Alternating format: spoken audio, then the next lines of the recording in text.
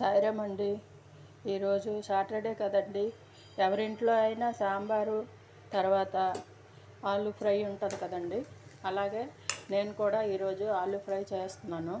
ఇది ఆయిల్ వేసాను. ఆయిల్ వేసాక ఆవాలు జీలకర్ర కొంచెం వేగాక ఇగోండి చిన్నగా ఇలాగ తరుక్కోవాలి. ఉల్లిపాయలు వేసాను. ఉల్లిపాయలు బాగా వేగిన తర్వాత అల్లం వెల్లుల్లి పేస్ట్ ఉప్పు వేసాను.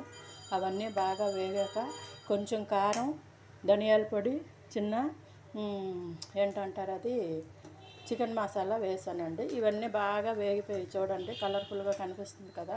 ఆ తర్వాత నేను ఇవ్వండి ఇలాగా ఆలు కట్ చేసుకొని కడిగేసి ఇలాగ స్టెయినర్లోని నేను ఇలాగ వడకట్టుకొని ఉంచుకున్నానండి. ఇలాగ వడకట్టుకుంటే మనకి వాటర్ ఎక్కువ చేరదండి, డ్రైగా అది ఫ్రై అవుతుంది.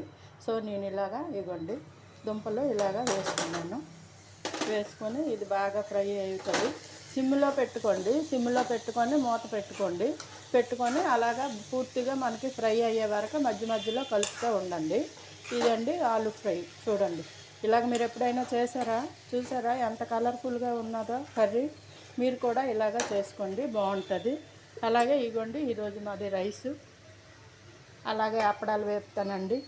ఇదండి మా కర్రీ ఇవాళ. సబ్స్క్రైబ్ చేయండి, లైక్ కొట్టండి, సపోర్ట్ చేయండి, బెల్ కొట్టండి, కామెంట్స్ పెట్టండి. ఓకేనండి. సాయిరామ్.